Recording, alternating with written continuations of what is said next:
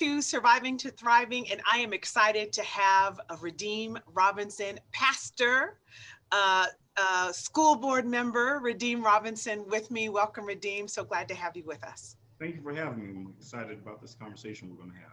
I am as well, because I have admired you. You probably don't know this. I've admired you from afar. I have watched you and watched the things that you do in the community, and you are really just an inspiration to me. Thank you. Thank you. That means a lot. Well, you're the hardest working brother in show business. And all through the protests that we had in Phoenix, all through the Black Lives Matter, everything that I've seen happening, I always see you there. I Mhm. always see you out in front. I see all of these young people who are really have been galvanized by the things that have been going on really recently. And to see you there and to be proud as clergy there has just, it makes me think there is hope for the future of persons who stand up for their faith. So Absolutely. I mean, I just think that's what Jesus would do. I think that's what Jesus would do too, as well. Yep. So I wanna back up a little bit. Mhm. Tell me a little bit about your faith story. How did you get involved in religion? How did you come to be even in ministry? And most people don't even know you applied to work at FIBC, Mhm. and I reflect on that and think, I am so thankful that God shut the door, because the doors he opened, because we took so long to get that position hired, Mhm. has galvanized you all the way up into pastoring right now. So as much as I would have loved for you to work for me, I am thankful for what God has been doing in you. See, I've Oh been yeah. watching you a long time, bruh, a long time. Oh well. Yeah. How did I get involved in ministry? Well, let me take you all back to 1994, to Tacoma, Washington, at First Christian Church, Disciples of Christ. So a lot of people don't know this, but actually I was raised in a predominantly white church, Okay. a very traditional white church, liberal theologically, but pretty traditional. Pipe organ, choir robes. Most of the congregation was over 60 years old then.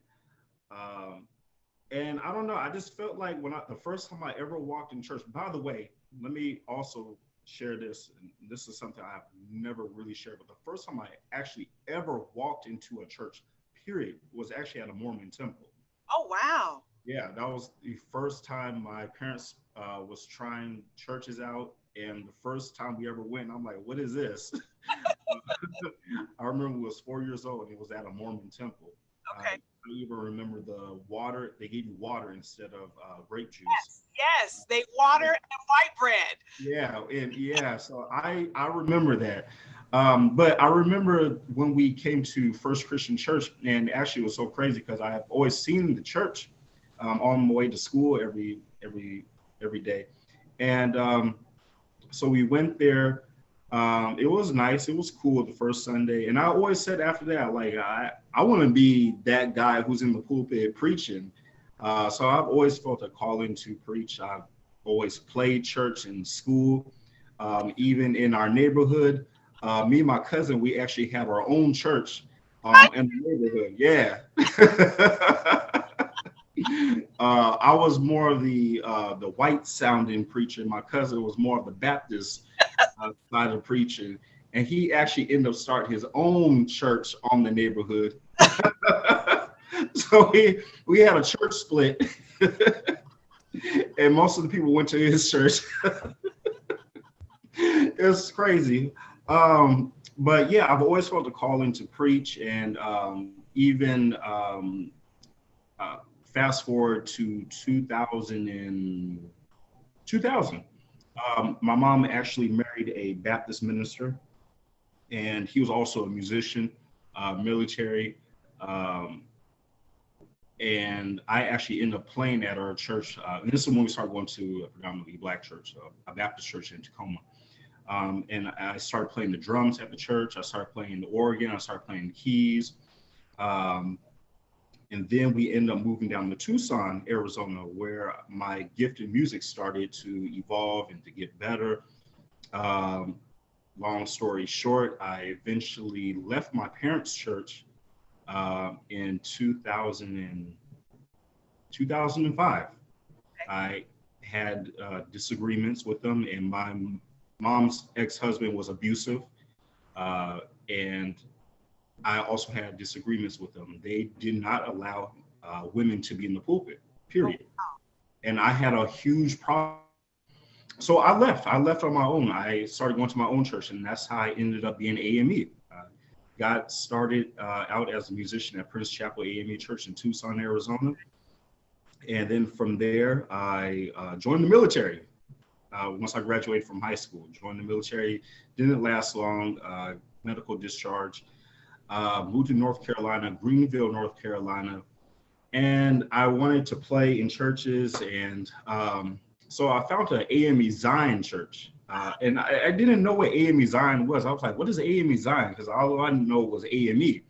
right, right. So help us understand the difference, because I think someone Yeah. watching is going to go, I didn't know there was a difference, or that there were two AME denominations. Yeah, so there's actually three Black Methodist churches. You got the AME Zion, and the CME.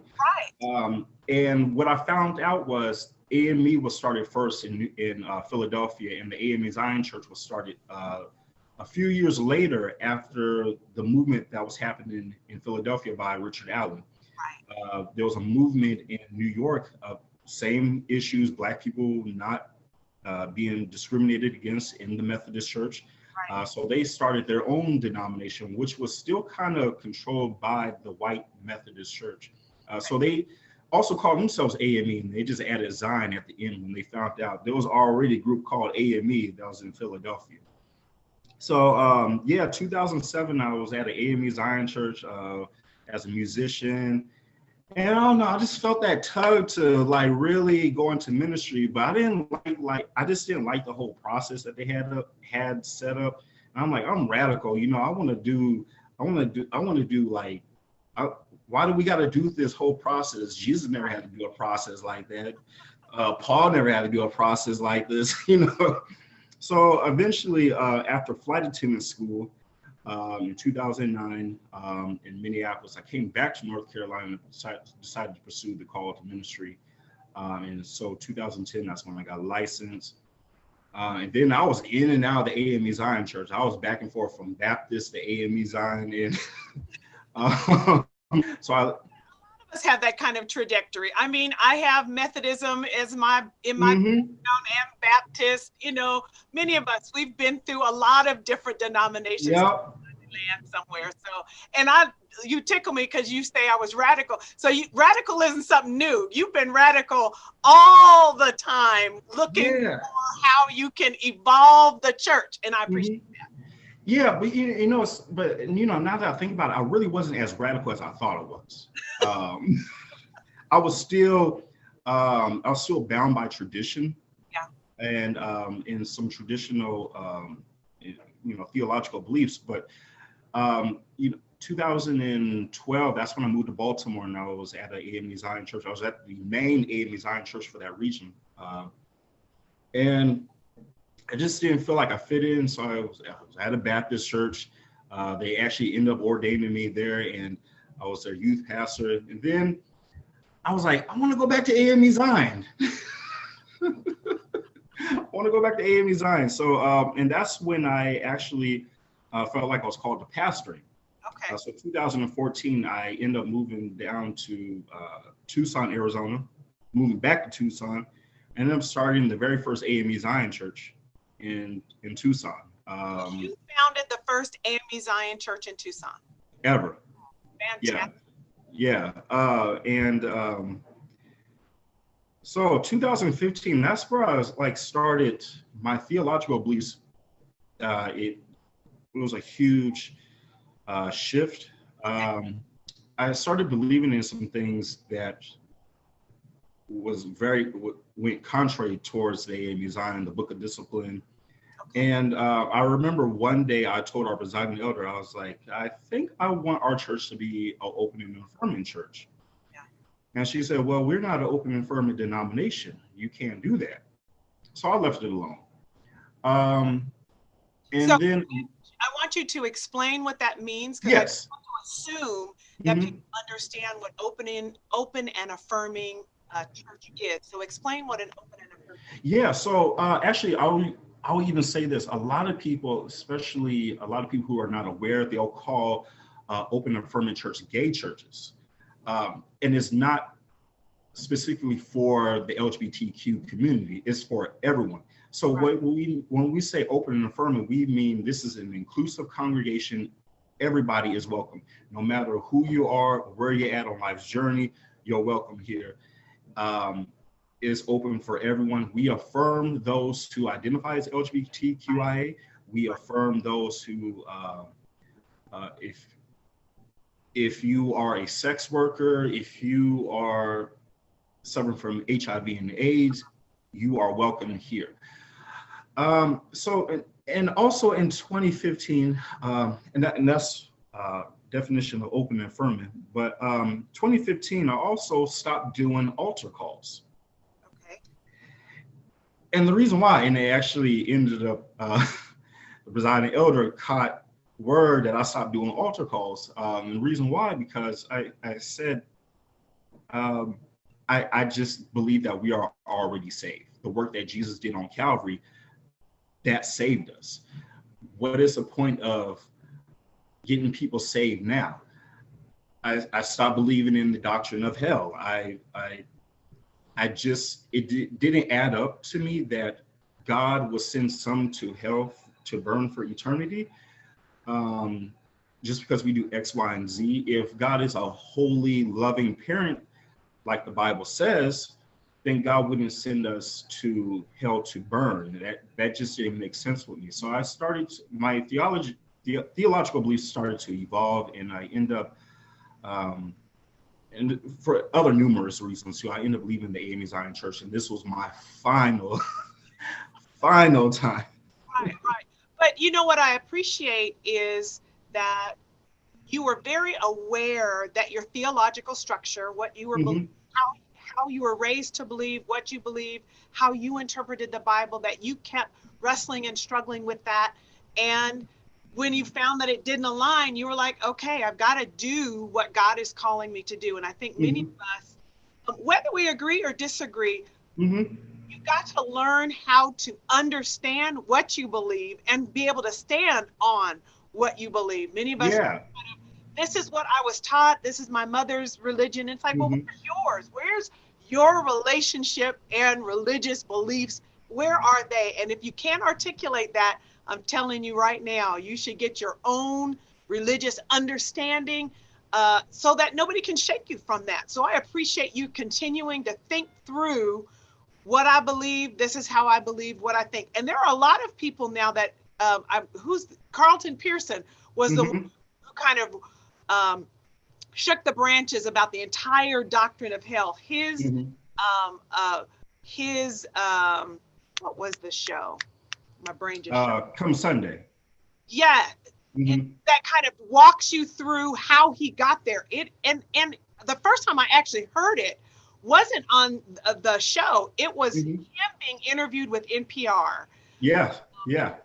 That to just to kind of hear how he gets there. I don't agree, but Mm-hmm. we can always agree to Right. disagree. Right. But it was very interesting, how he got there. It's very, very interesting. So anyway, I And appreciate someone who struggles with, mm-hmm. what their thoughts are, what their beliefs are, so that they get, but so they land for themselves. That Mm-hmm. is very important. And actually, and let me also add too, even when I was struggling with my own theological beliefs, I actually struggled mentally. I actually went through a nervous breakdown. I was like, wait a minute, hold on. I believe this, but this goes against everything that I was taught. And so I was struggling really bad. There was Sundays I didn't even want to come to church and preach. Actually, I had to have someone come down and preach because I was like, I just don't feel well. I Yeah. mentally, I'm struggling here with my theological beliefs. And it took me a while to like officially um, embrace what I believed. Yeah. Um, and And by the way, I want to clarify this. This is called universal salvation or universal reconciliation, Yeah. where we believe that all of God's children, no matter what they do, will eventually will see God. And I always looked at it as a parent. I'm a parent. You know, what if my child was to do X, Y, and Z? Would I cast them off to burn for eternity? No, I wouldn't. And so if I wouldn't, then God wouldn't, because there's no way that I have more mercy than God. I had not known that it was actually called universal salvation. So that's Mhm, something I am learning today. So mhm. explain to me what universal salvation is. From what it sounds like, it is just like I am born into my family and Mhm. my parents are my parents. And that is not a relationship that I have to establish. It is established just in my being born. Are you saying that universal salvation is kind of based on that same premise? Yes. So what it's saying that no matter who you are or what your beliefs are or what you don't believe, you are a child of God. And no matter what you have done, no matter the sin, you will eventually see God again. And also now, and there's also different types of different beliefs in universal salvation. There are some that do believe that um, you know, if you do sin, you will spend a short time in a version of hell, Okay. something like purgatory, Yeah. and but you will eventually see God, but it's not eternal. And there's some like myself that no matter what you have done, you will eventually see God again. So there's never a point in universal salvation that someone actually has to acknowledge that Jesus is their savior. It just is. Exactly. Exactly. Jesus has already done the work on Calvary, which has already saved us.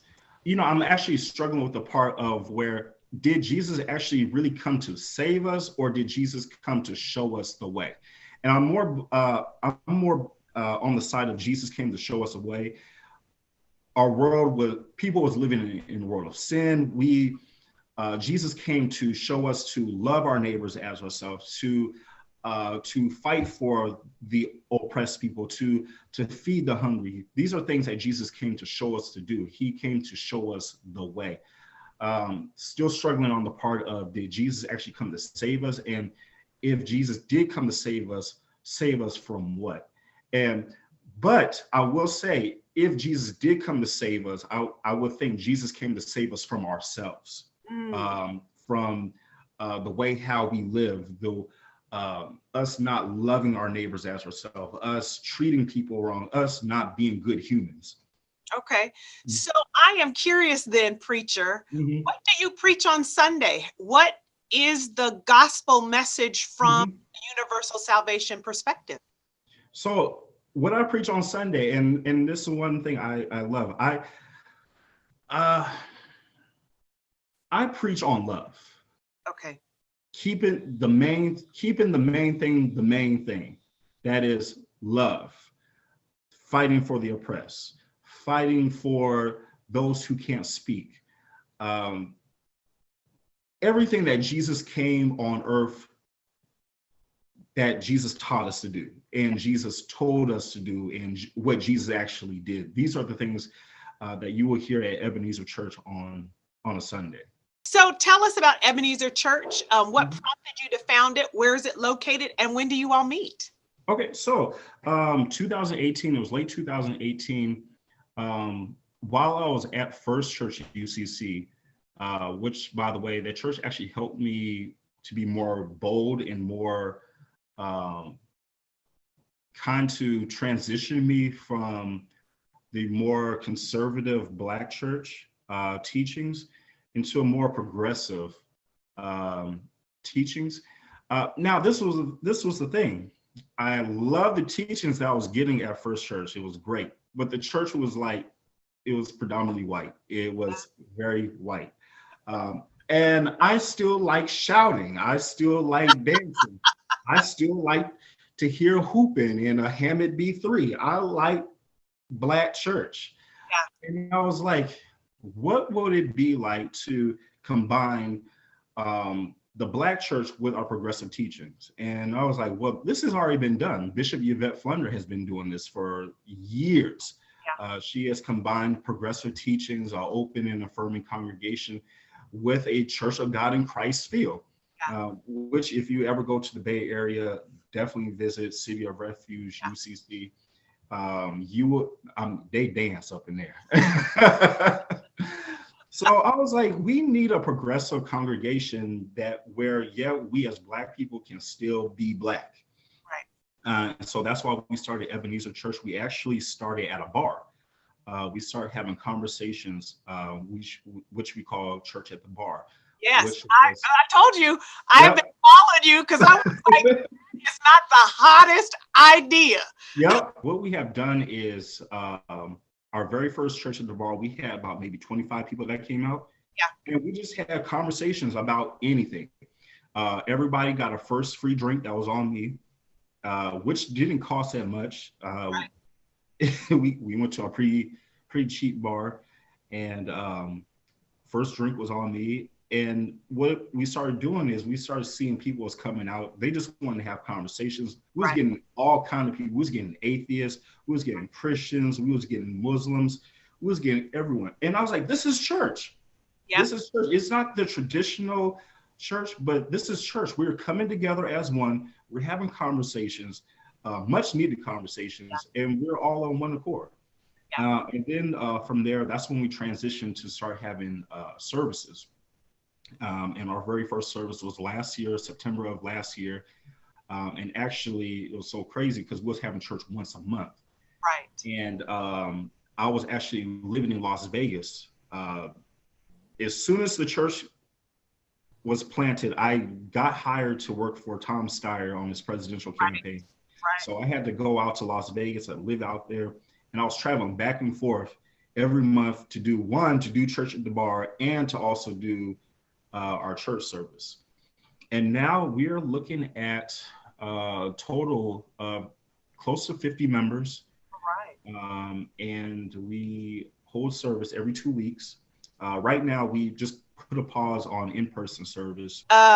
So I have a question, because you say that you started having worship services twice a week, twice a month. Mm-hmm. I'm curious how the congregation, for lack of a better word, that started in the bar, how did they transition to a worship service? Was there any hesitation to that? Because it sounds like you went from something that was very untraditional to something considered more traditional. So we actually, and this is what I love, we have options. You can come to Church at the Bar, or you can come to traditional worship. Now, some have transitioned from going from the bar to the church. And the reason why they felt comfortable, because they felt safe. They felt safe with Church at the Bar. So it's like, okay, well, I feel safe here. Let me try the worship service out. And they was like, oh, I love this. And I really think it was because of the music.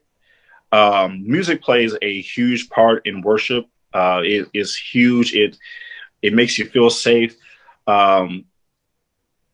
We have a lot of atheists and who come to our church, and they said because they feel safe, they feel loved, and they love the music, and they love the message that I'm preaching. It's a simple message. You don't have to believe in God, but the fact that you're hearing a message about loving your neighbor as yourself, why we have to provide for the poor and speak truth to power, that's a good message that anybody can get on board with.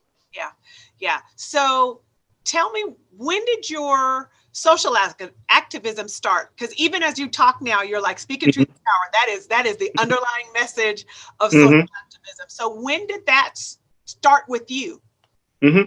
So this is another thing. I don't tell too many people this, but actually, I used to be very conservative politically. That is hard to believe. Yeah, I was pretty conservative, especially the area that I grew up in Tucson, Arizona. I lived in the northern part, more Oro Valley, Marana area. So that's traditionally a red area. I was actually pretty conservative, and up until I moved to Baltimore, And that's where everything changed. Okay. And not only was I living in Baltimore, I was living in West Baltimore. I was trying to stay close by to the church. I was living in Monroe and Mosier at one time. I was living in Park Heights at one time. If you all know these areas, these are some of the most dangerous areas in the country. Mercy, mercy. Yeah, like I've been robbed. I've had my house. Actually, and I think what really hit me in activism was the very first time I had guns pulled out on me by the police. Wow. I came home one day from choir rehearsal. I had my daughter with me, and I see that my door is knocked down, and I see all these cops. I'm like, okay, what is going on here? So as soon as I walked in, I'm getting guns drawn on me. I'm like, whoa, what did I just do? Wow. And eventually they told me they raided my house, tore up my house, and eventually told me that they got the wrong house. Oh, wow. Yeah. Wow. And were there any repercussions for them doing no, that? I even asked. So I was like, are you all going to clean this up? Said nope, and left. Oh my. Like literally left my house a mess. And so this is when I like really starting to see like, wow, the police are problematic. Yeah. And I just seen how, you know, the lack of resources that was in the community. I've seen how the police responded to people. I was at a time where I was like, what's the point of calling the police? Like I had my house broken into another time. And I called the police. Literally, the cops showed up 2 hours later and did nothing. And I'm like, what is the point in calling the police? So that's a whole nother conversation. But, you know, that's when I really started to get involved. And then I seen how disrespected Barack Obama was. You know, that's where my activism started. So I started doing neighborhood cleanups.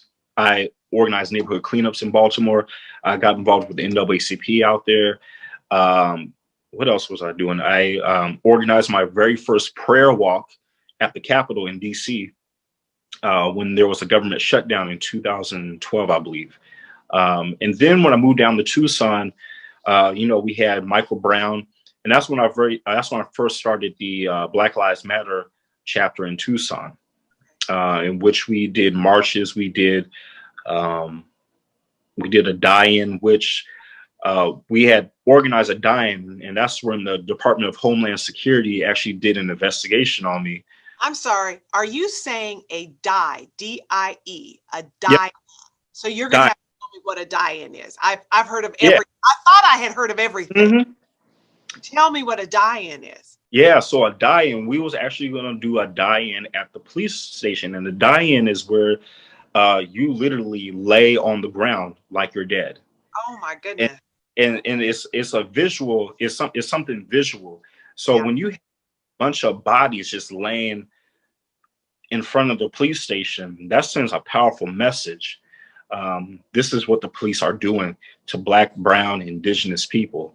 They're killing people, and this is a visual of what's going on. Yeah. So you all actually did that. We was about to, and Department of Homeland Security started doing a whole investigation on me and really talked me out of it. And I feel terrible that I ended up canceling it. But we actually did several marches after that to the Tucson police station, several demonstrations after that. And then I moved out here to Phoenix, 2016. And I was like, oh man, this place is a whole. Yeah. Welcome to Phoenix, bruh. Yeah. Oh no, what is this? We've got a whole set of our own issues and concerns in the Phoenix area. And I feel like I moved to Phoenix at a time. This is when Trump, you know, first came out. Actually, when Trump first announced, I knew he was going to be a problem. I just knew he was going to be a problem. And I said, this guy can very well be nominated by the Republican Party. And people was like, no, there ain't no way they're going to nominate him. I say, all right, because stuff that he's saying, this is what they actually believe. Yeah. He's actually saying the stuff that they actually can't say. So Trump ended up getting nominated. I moved out to Phoenix. Joe Arpaio was still around here.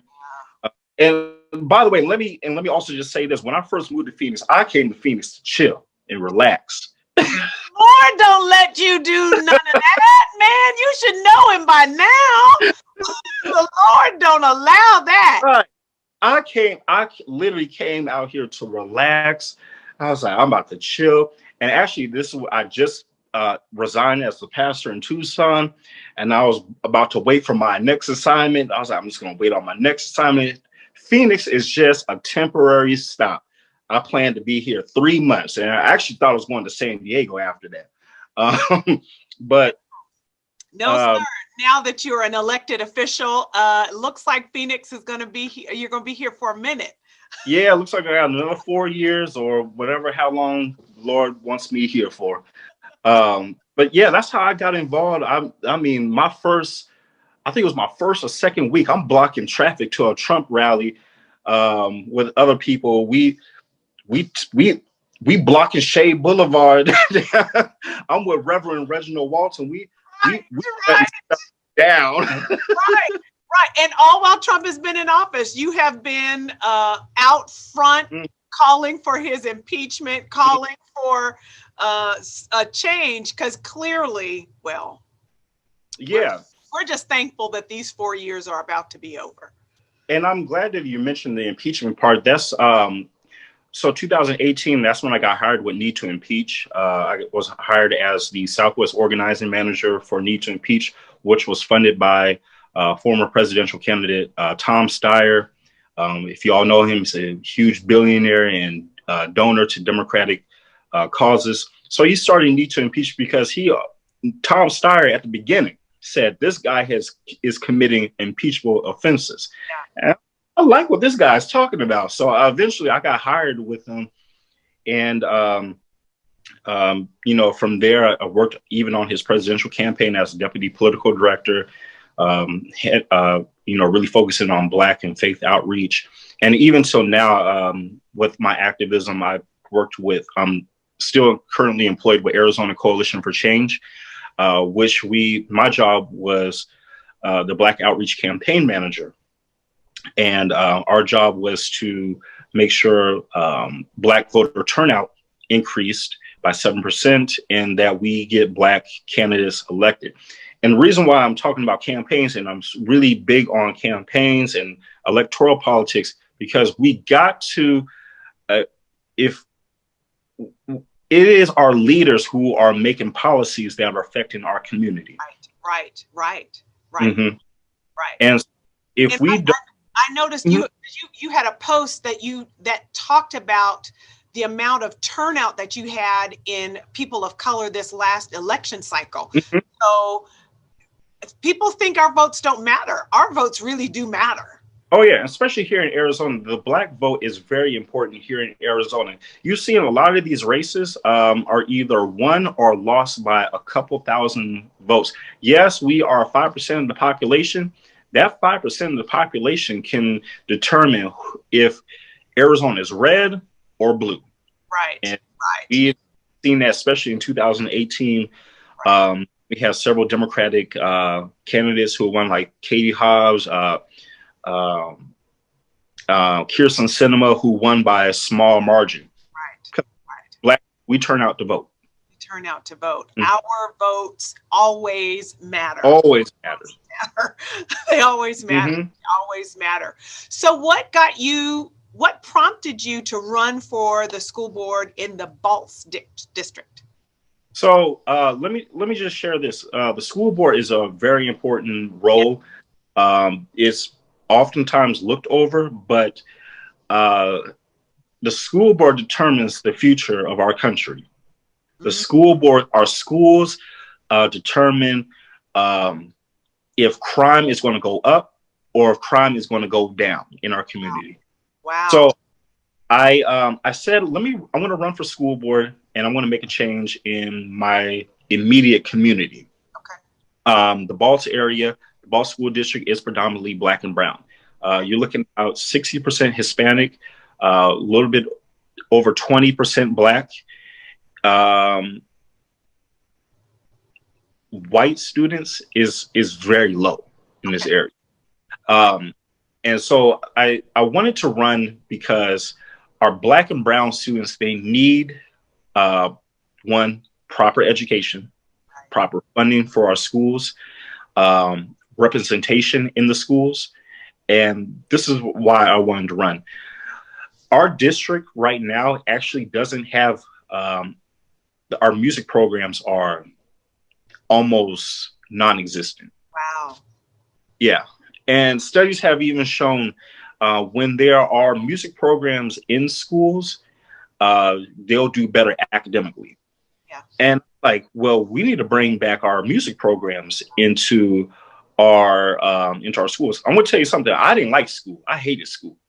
I couldn't stand going to school.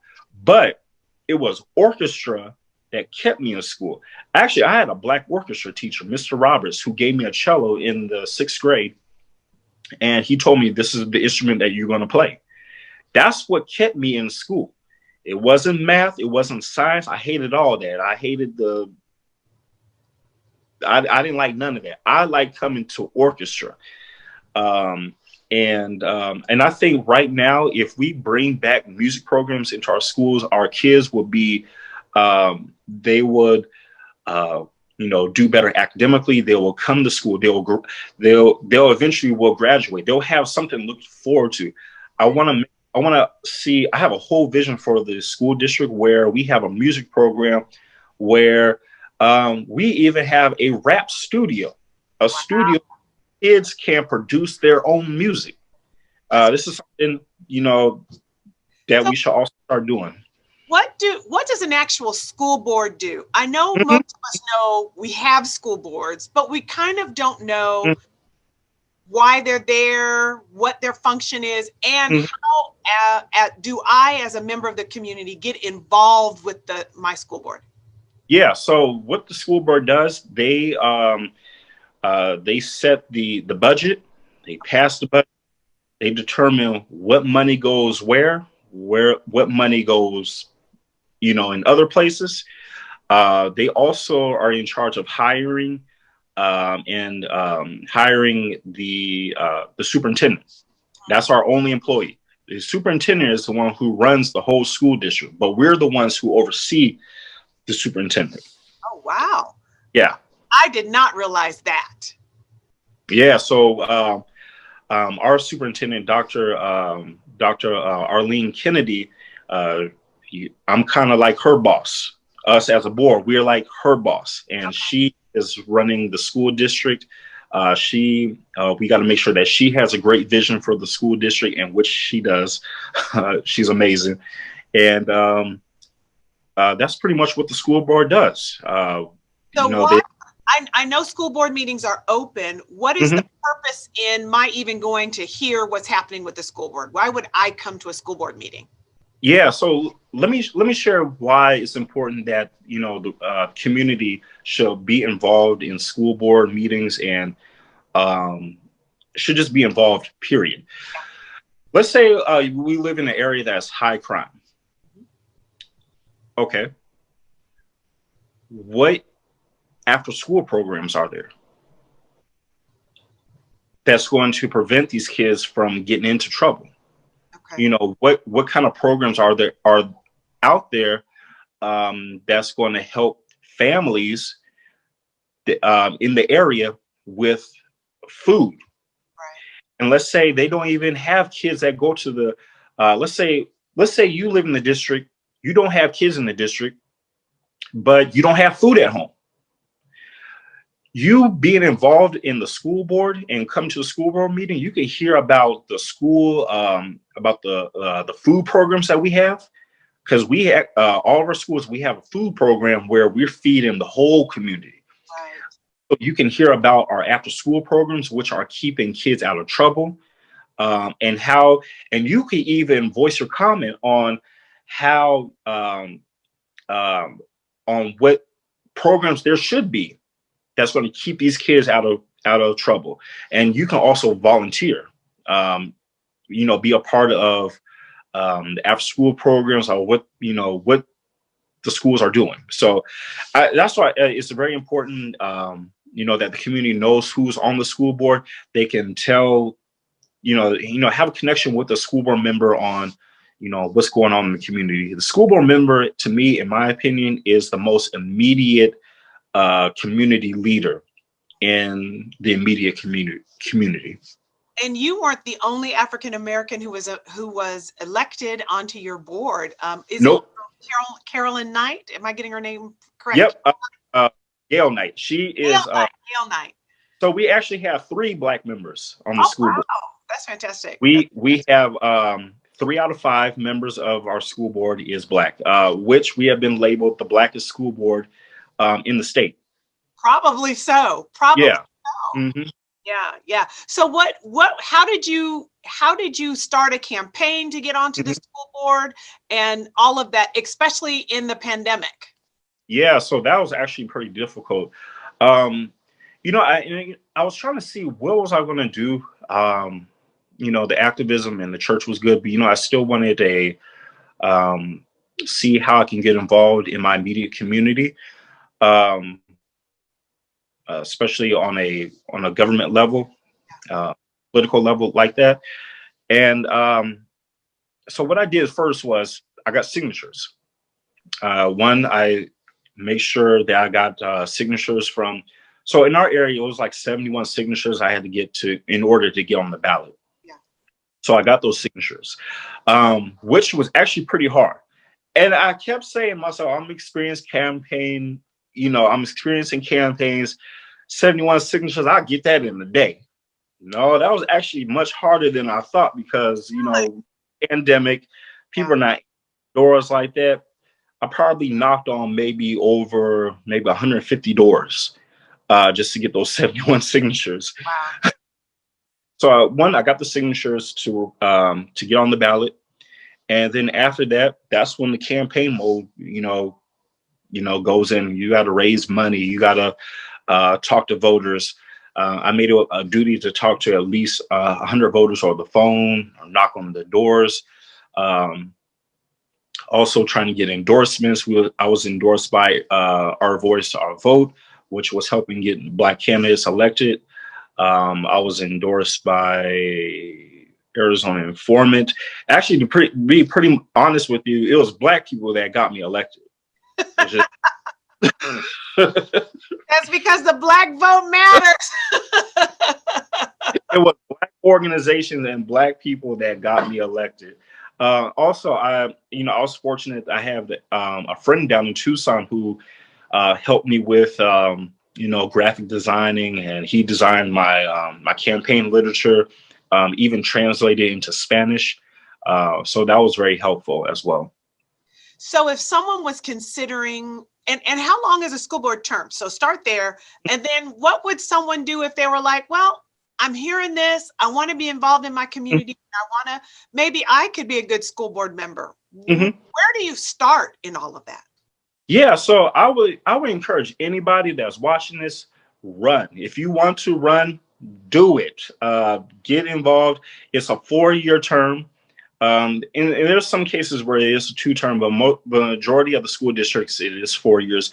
One, I would know the issues, get to know the issues that's going on in the school district and even in the immediate community. Know what you're passionate about. So one, definitely know what you're passionate about. And what do you want to solve?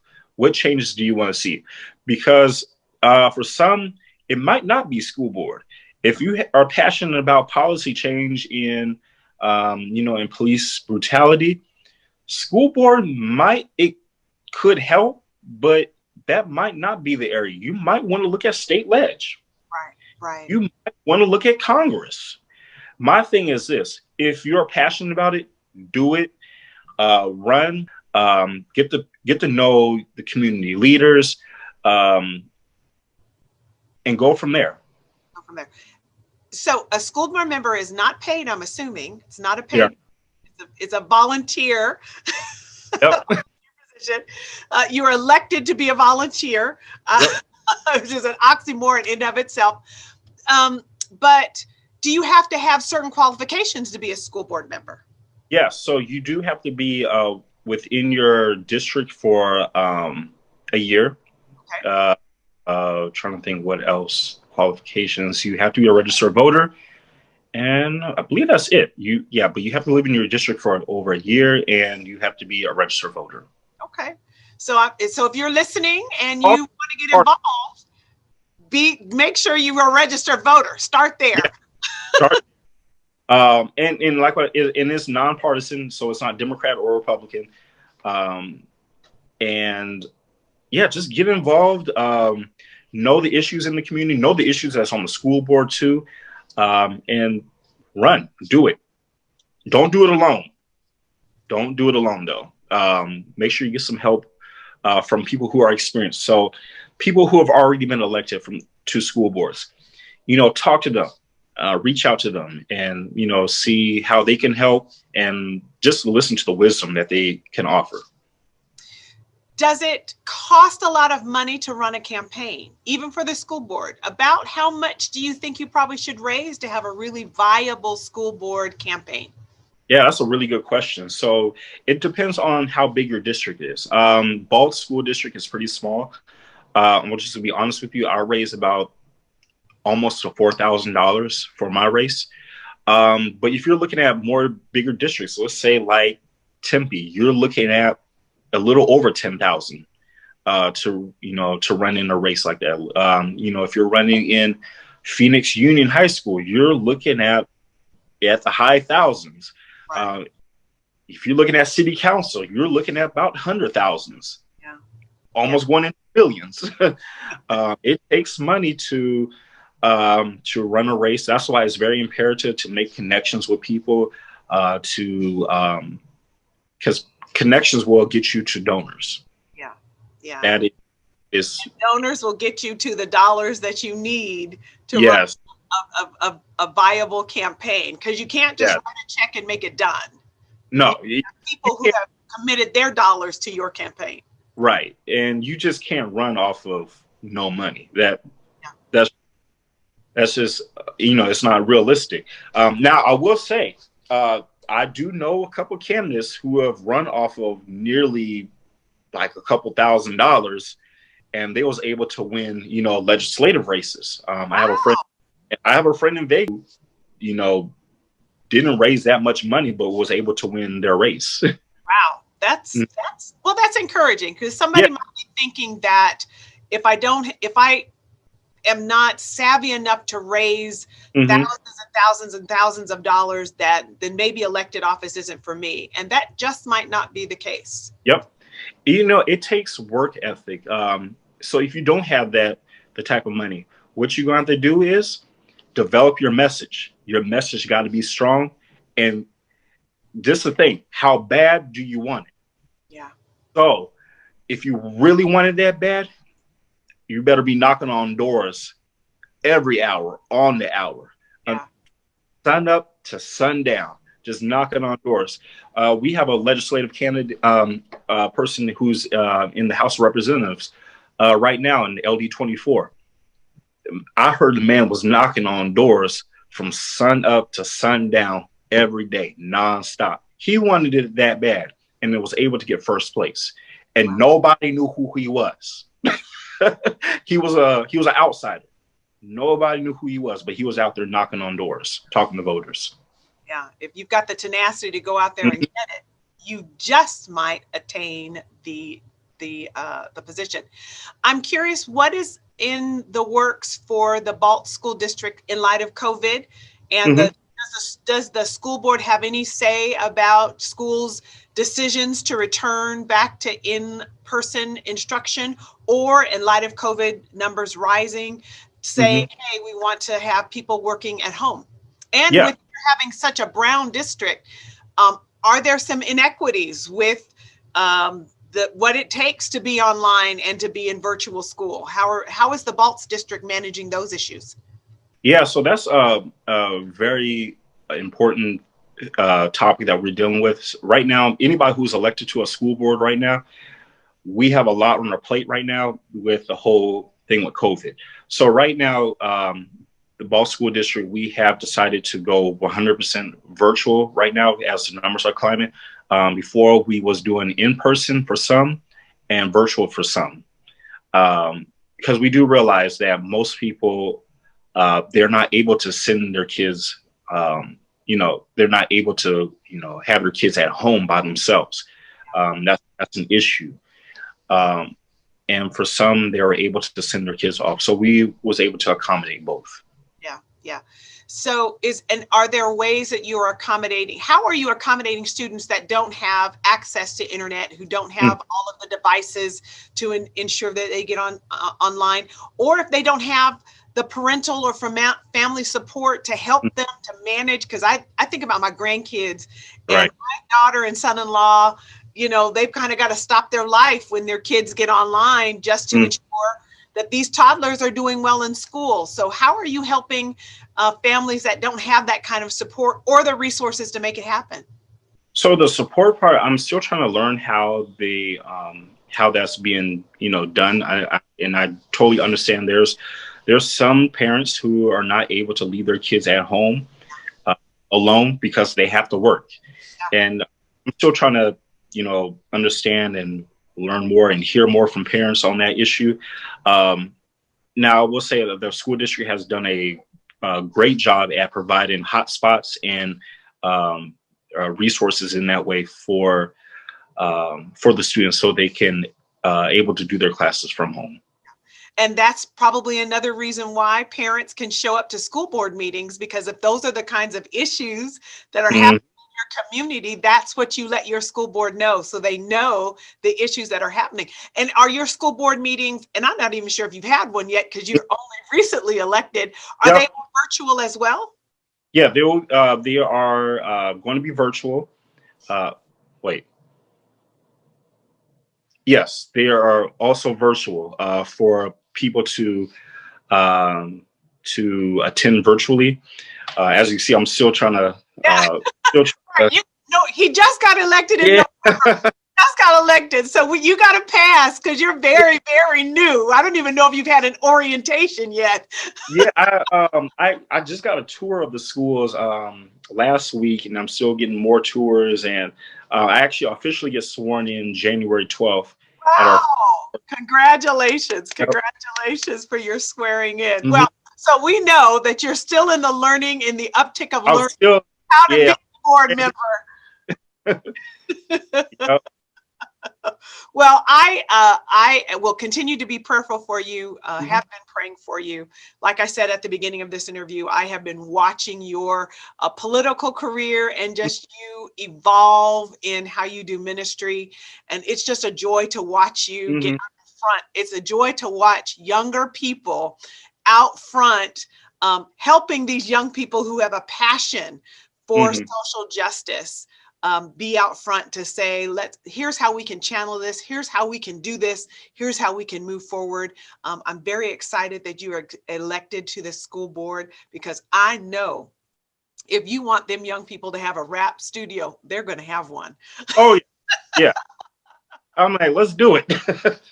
Ain't nobody got tenacity like you got tenacity. So that's what you say they getting ready to have. I look forward to when you say, oh, we're having the grand opening, so would you like to come? Because I'm coming. I'm coming. Oh, definitely make sure you're there. Yes, yes, absolutely. So thank you so much for spending this time with me and having this conversation from your own life in ministry all the way up into you being elected to the Balt School Board. And again, congratulations. And I look forward to you being sworn in January. Thank you.